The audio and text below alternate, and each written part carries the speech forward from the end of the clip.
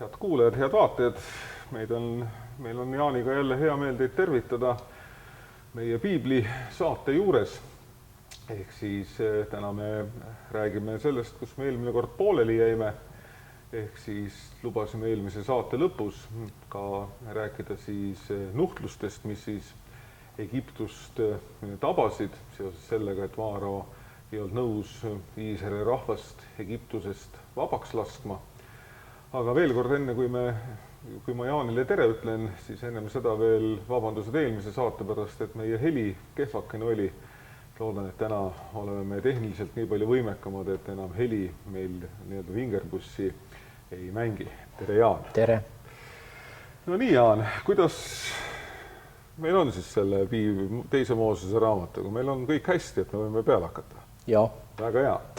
Ja kui keegi tahab näpuga järge vedada, siis me räägime teise Moosese raamatu 7.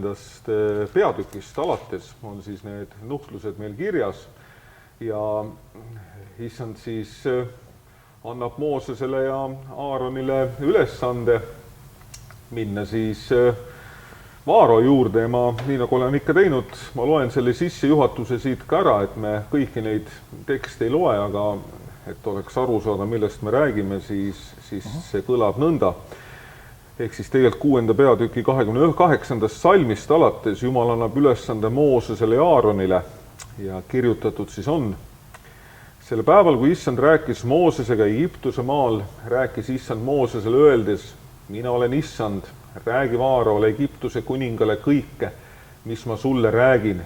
Ja Mooses ütles issand ees, vaata, ma olen huultelt ümber lõikamata. Kuidas siis Vaaro mind kuulda võtaks?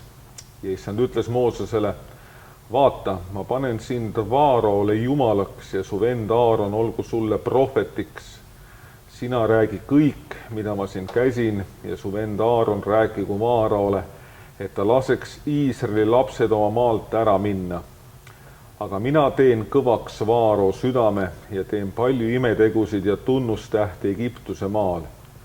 Vaaro ei kuula teid, aga mina panen oma käe Egiptuse vastu ja viin oma väehulgad oma rahva, Iisraeli lapsed Egiptuse maalt välja suurte nuhtluste abil.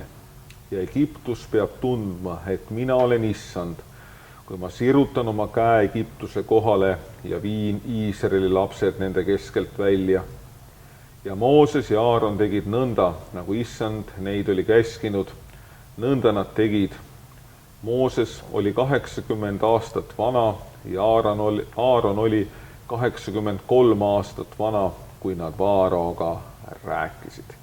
Nii et nüüd me jõuamegi selle juurde, mis on nende nuhtlustega seotud. Ja kõigepealt siis on Aaroni kepp, mis on siin kirjas. Ja see Aaroni kepi osa lõpeb siis nende sõnadega. Ja Vaaro süda jäi kõvaks ja ta ei kuulanud neid, nagu issand oli neile öelnud.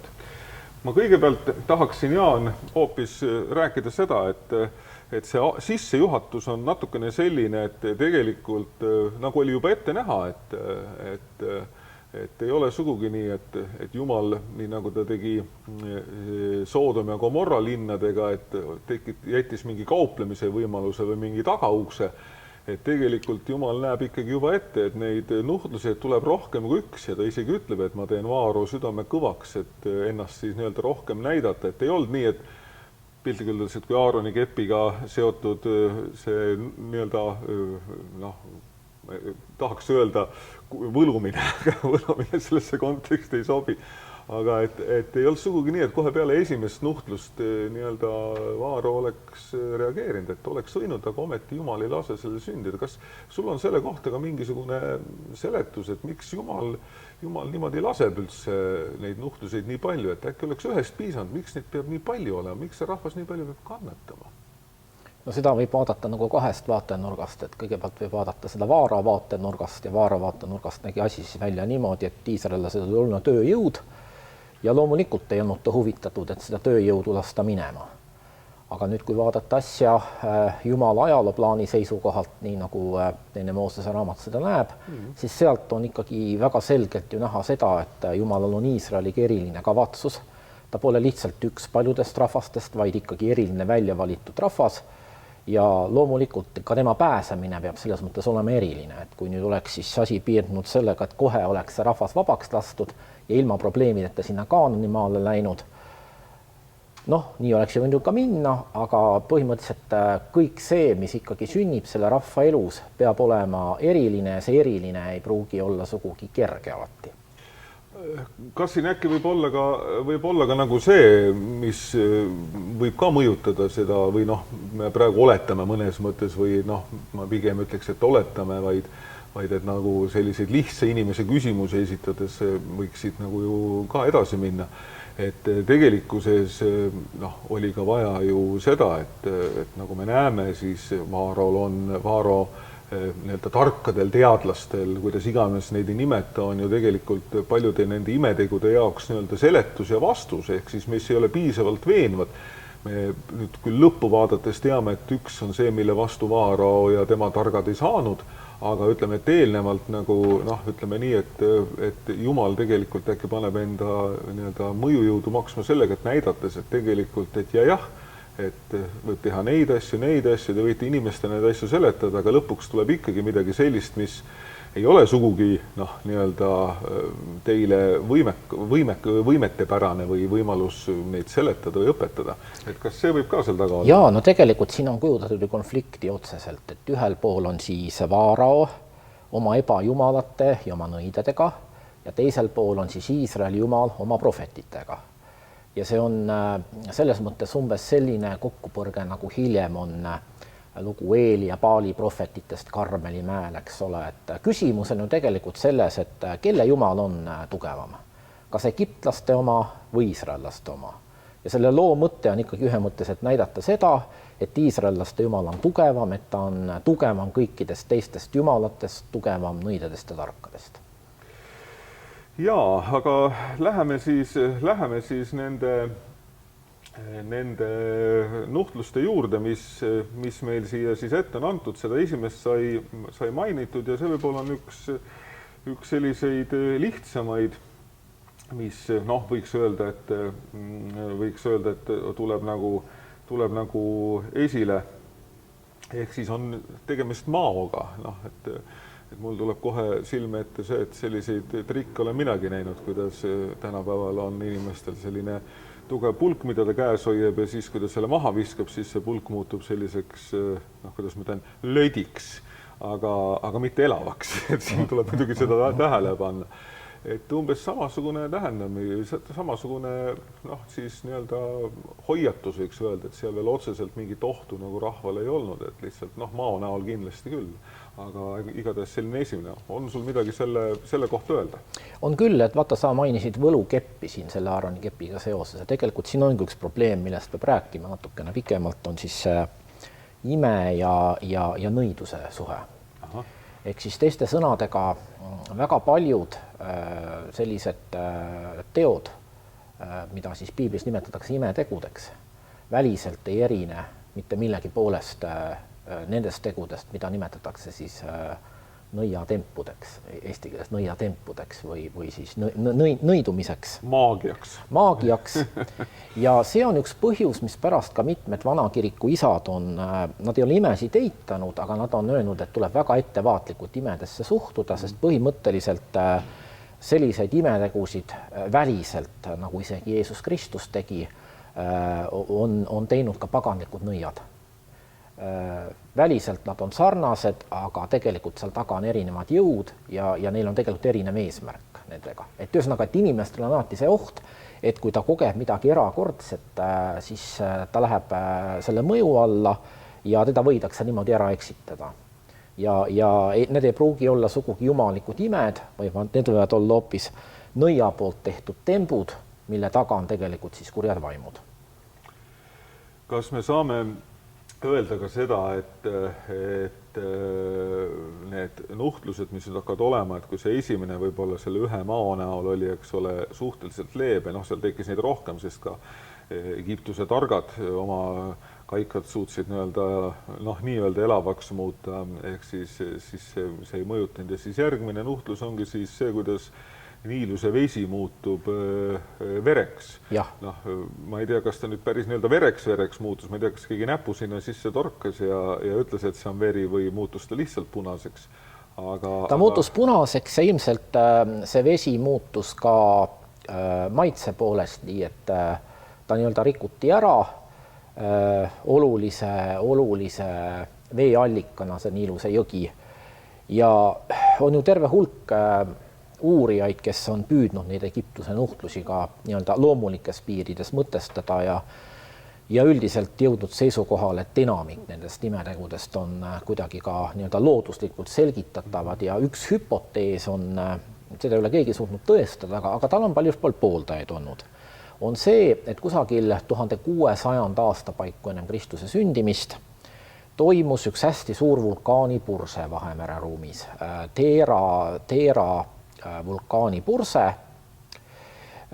ja selle mõju ulatus hästi kaugele Vahemere ruumi ja hüpotees on siis selline, et väga paljud nendest Egiptuse nuhtlusest, mida siin kirjeldatakse, võivad olla selle reaalse vulkaanipurske tagajärjed, et käivitus selline ahelreaktsioon, kus ühest hädast kasvas välja teine.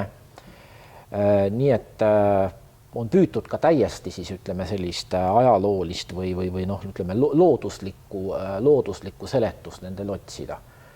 Ja kuigi diskussioon selle üle kestab edasi ja on uurijaid muidugi, kes on väga distantseeritud selles suhtes, ütlevad, et need seletused pole veenvad, on see ikkagi väga huvitav katse, et kuidas on siis püütud igale nuhtlusele püüda ka mingi nii-öelda loomulikesse piiridesse seletust leida ja neid on palju leitudki, et Egiptuse pimedus näiteks päris kindlasti me ju teame, et suurte vulkaanipursete ajal koguneb atmosfääri palju tahme, et tõepoolest päike pimeneb, see on sisuliselt seesama efekt, mis siis tuumatalve puhul peaks juhtuma, et kui ikkagi toimub hästi suur tuumaplahvatus, siis võib olla niimoodi, et teatud piirkondades vähemalt on sisuliselt nagu öö, siis need haigused, mida siin on nimetatud, eks ole, mis siin puhkesid ja nii edasi, et väga palju nendest nuhtlustest on siis sellised, mida on nagu püütud looduslike põhjustega seletada.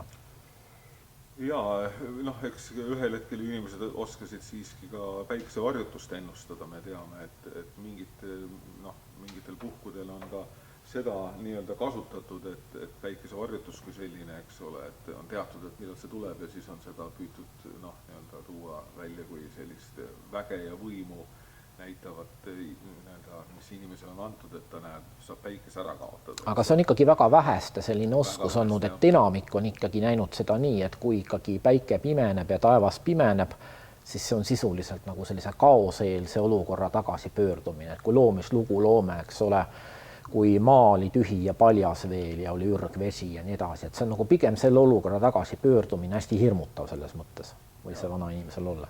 Aga ütleme, et kui osasid asju on võimalik seletada, kas siis konnade nuhtlust, kui nüüd seda sinu eelnevat juttu arvesse võtta, võiks seletada nõnda, et maapind läks kuskil kuumaks ja konnad jooksid kokku? Ei, on seletatud nõnda, et seesama Niiluse jõgi reostus niivõrd ära, et konnad ei saanud selle enam olla ja lahkusid sealt. Okay. Et selles mõttes, et sellepärast nad olid sunnitud talvele tulema. Jah, täpselt.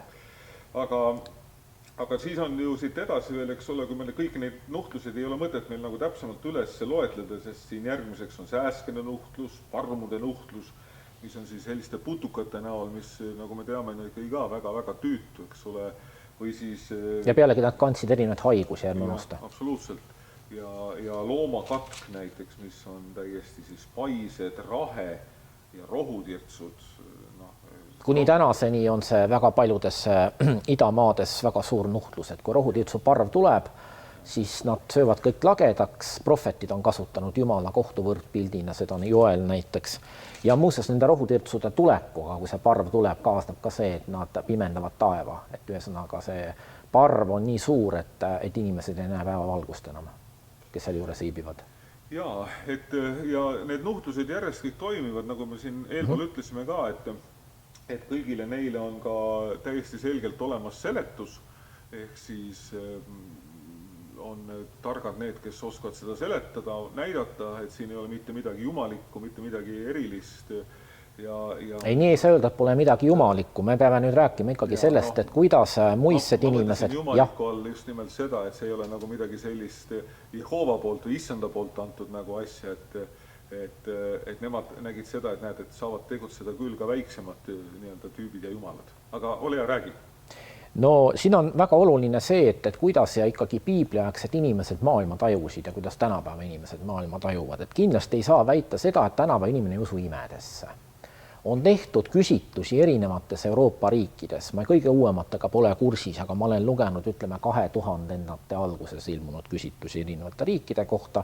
Ja mis tuleb välja sealt on ikkagi see, et ikkagi üle poole ühe või teise riigi elanikkonnast tunnistab, et nad usuvad imedesse. Nüüd, aga mis on siis erinevus piibliaga võrreldes on see, et tänapäeva inimene ei pea imet millekski, mis kuulub nagu loomulikult maailma juurde. Ime on siis tõesti pigem midagi väga haruldast, aga piibliaegse inimese jaoks see, et imed ikka jälle sünnivad, on loomulik, sest maailm ei kulge ainult oma loodusseaduste järgi. No loodusseaduste mõiste on väga uus ja arusaam nendest on inimkonna ajaloo pikkust arvetades suhteliselt uus. Ütleme, vanas Kreekas see hakkas mingil kombel toimima, või mingil kombel tekkima. Aga noh, ütleme, vanas Iisraelis, vanas Lähis-Idas oli ikkagi nii, et Jumal on teatud looduse korra kehtestanud, kõik toimub selle järgi, aga põhimõtteliselt võib Jumal igal hetkel sellesse korda sekkuda. Seda korda muuta, seda tühistada, ta võib isegi loomiseelse kaose taastada ja pimeduse tulek näiteks on midagi, mis juba on lähedane sellele. Ja selles mõttes siis, kui oli tegemist looduses toimuvate asjadega, ütleme seal vee saastumine, haigused ja nii edasi, siis seda ikkagi mõisteti Jumala sekkumisena, mis siis, et looduse kaudu, aga antud juhul oli tegemist karistustega. Ja kui me imetegudest räägime, siis neid ongi liigitatud nagu mitmesse erinevasse rühma ja üks selline erinev rühm on karistusimed. Neid on hästi palju tegelikult Vanas Testamendis.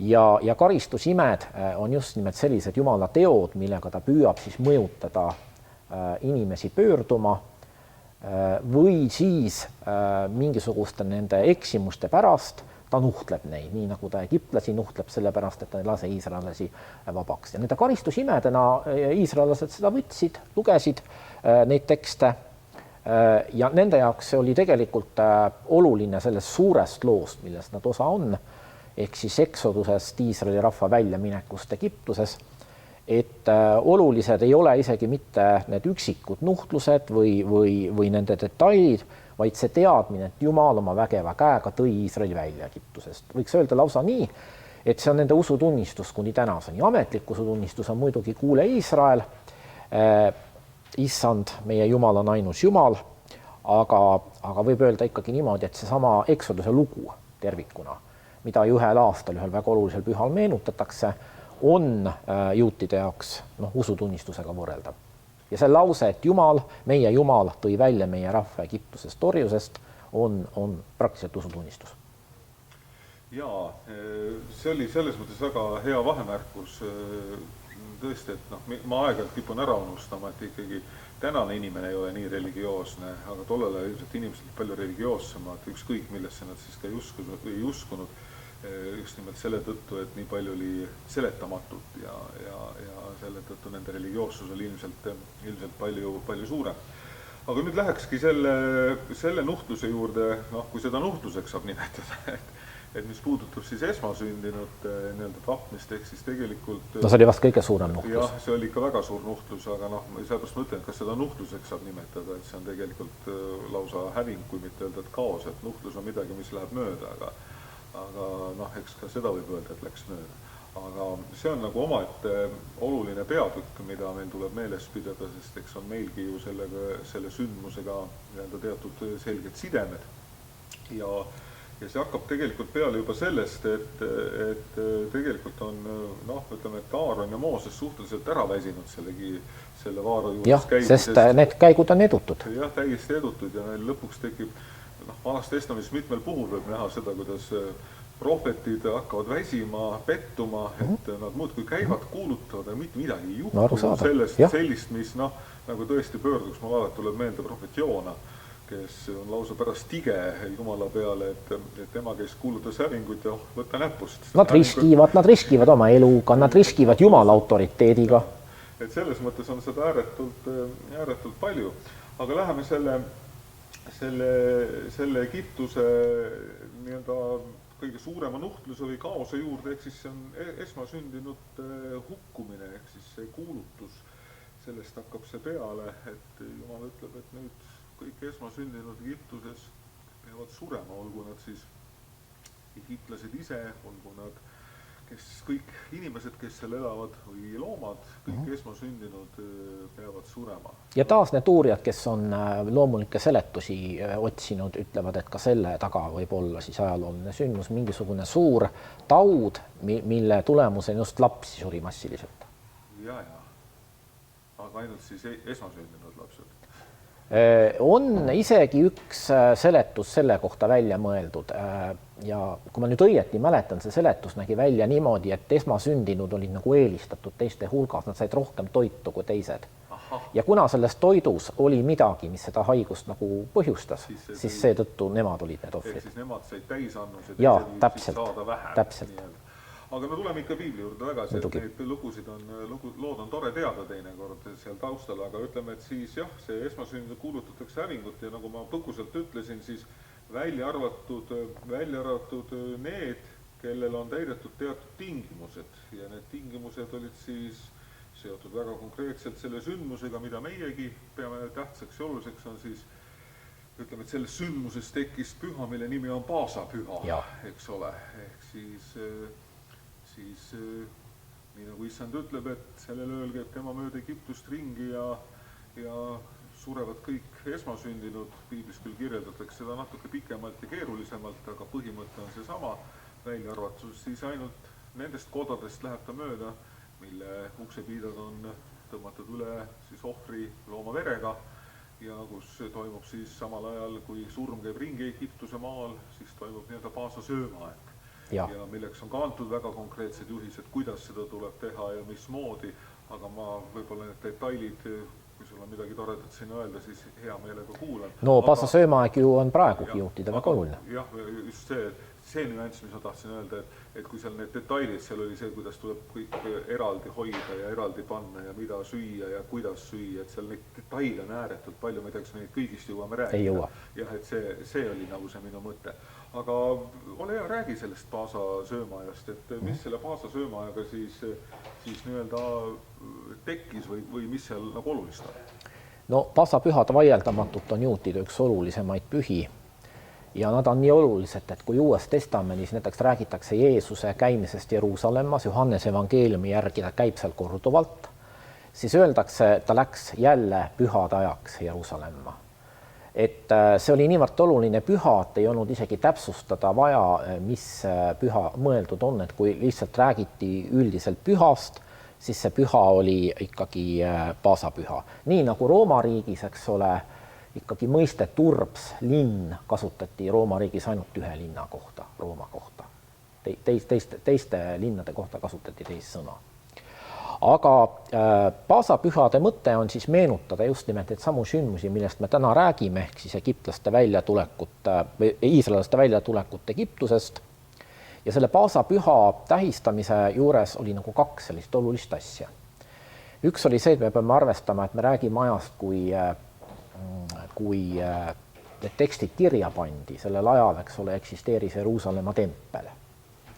Ja selles Jeruusalemma templis oli kõige olulisem toiming loomade ohverdamine, kõige levinum ohvriloom oli lammas ja paasapühade ajal oli siis tavaks see, et ohverdati lambaid ja söödi neid siis ühisel paasa sööma ajal. Ja paasa söömaaeg oli nii-öelda siis kodune osa või kõige olulisem osa sellest, kuidas seda püha kodus tähistati ja tänapäevalgi tähistatakse. Ja see söömaaeg on üles ehitatud siis niimoodi, et seal on rituaalsed küsimused, mida siis pereisa esitab lastele või et lapsed esitavad pereisale, vastupidi just. Ja nad küsivad seda, et mille poolest on tänane päev eriline, siis pereisa räägib, et see on sellepärast, et Jumal meie esivanemad tõi ära sellel päeval Egiptusest, orjusest ja nii edasi. Miks laua peal on need ja need toidud, miks me neid kibedaid rohtusid peame sööma, aga sellepärast, et egiptlased tegid iisraellaste elu kibedaks oma orjatööga. Ja nii edasi, et kõiki neile toitud on sümboolsed tähendused. Ja oluline oli sellel paasa laual siis see lammas, tapetud lammas, keda ühiselt söödi, ehk siis paasatall, nagu teda nimetatakse. Ja miks see nüüd siis kristliku seisukohast oluline on ta sellepärast, et paasa pühad jäävad ajaliselt meie ülestõusmispühade lähedusse. Ja see ei ole sugugi juhuslik, sest Jeesuse viimane koosviibimine oma õpilastega, kus ta siis sõi nendega koos, oli siis kas paasapüha söömaaeg või paasapüha eelõhtu söömaaeg. Et siin on nagu synoptikud, Markus, Matteus, Luukas ja Johannes on nagu eri seisukohal, aga umbes sellel ajal ta siis reaalselt pidi toimuma.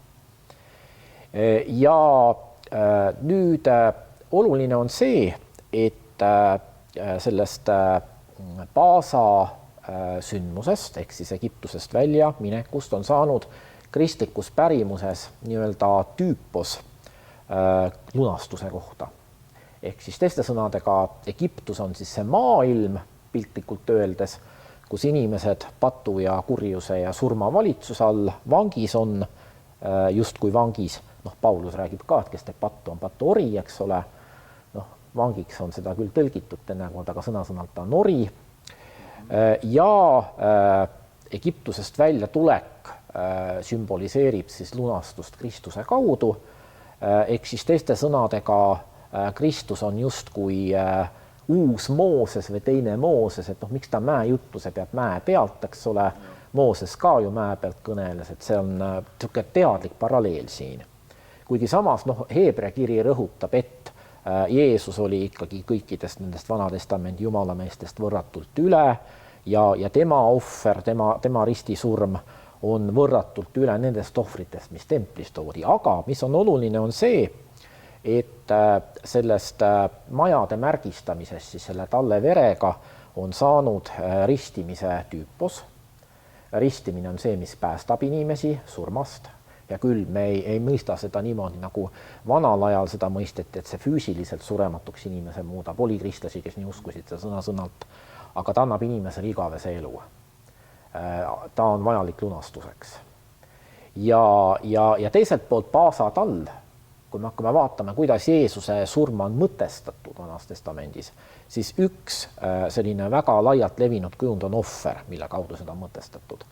Ja kuna Jeesuse hukkamine toimus just paasapühadega seoses, siis tema ristisurma on võrreldud paasatalle tapmisega. Ja see on, mul tuleb alati selle paasatallega meelde Pilistere kantsel, Pilistere kiriku kantsel, kus on tall, või siis lammas, aga võiks öelda, et on selline hästi nunnu, see tähendab, et ta on nagu selline tall, kellel on siis rist nii-öelda kaenlas, ehk siis ongi see nii-öelda see sümbol sellest paasatallest ja kiriku sellises nii-öelda atribuutikas, olgu ta kantsli-katetel või nii mõneski või altari-katetel, siis seda paasatalle sümbolit võib päris tihti kohata.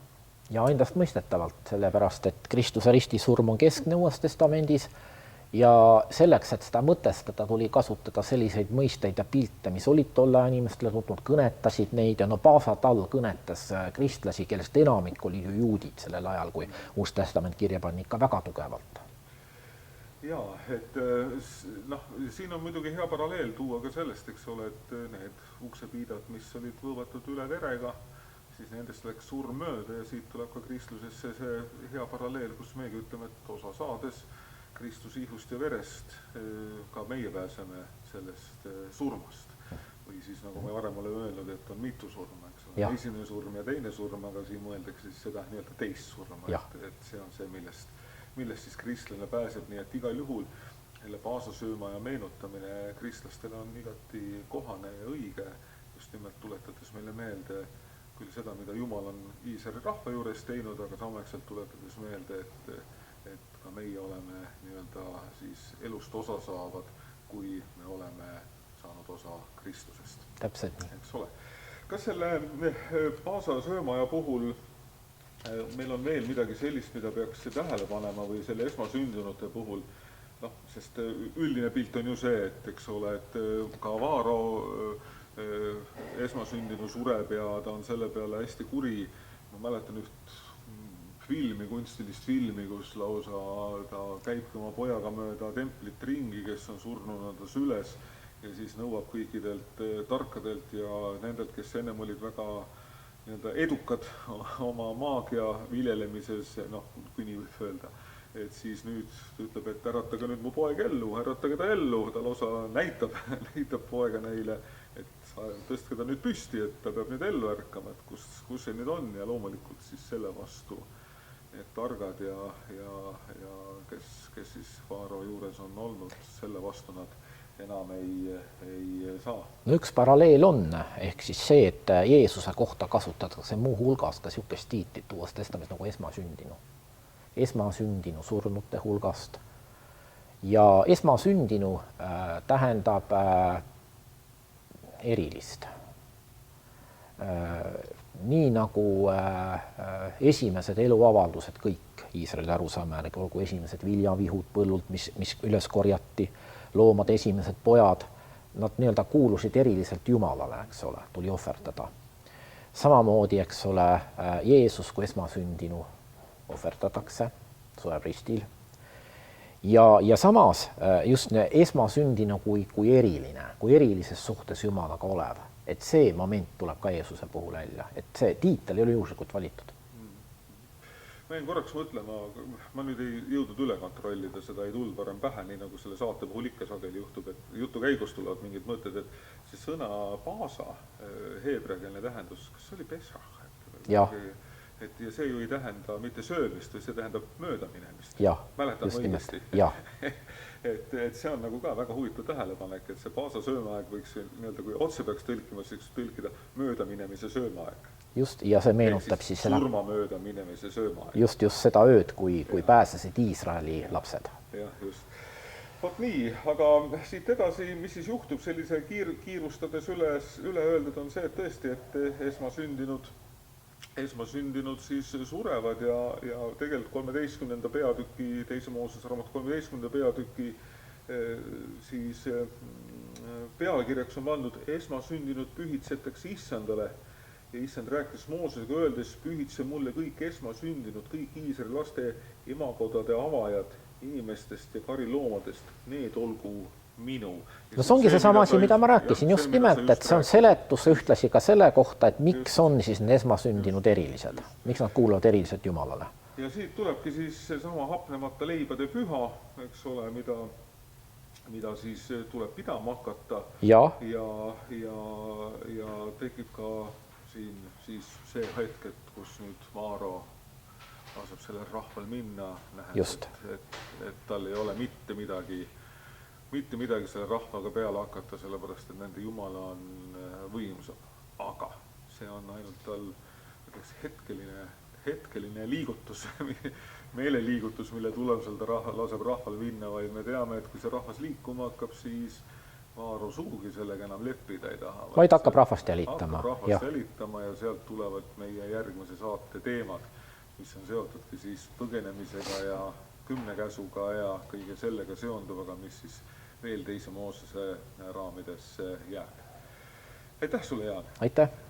Nii et head kuulajad, vaatajad, teiega olid siis Jaan ja Jaak taas rääkimas siis piiblist ja järgmine kord, nii nagu ikka, me oleme püüdnud kord 6 saadet teha, et siis järgmine saade teie ees siis juba küll jaanuarikuuses ja siis me räägime alates, ma vaatan siit igaks juks järgi ka, et kus me võiksime alata, no 13. peatüki 17. salmist, seal on nii-öelda pilve ja tulesammas rahva ees ja siis on kõrgkemerest läbiminek, et siis need on need teemad, aga aitäh kuulamast ja aitäh vaatamast ja kohtumisteni. Aitäh!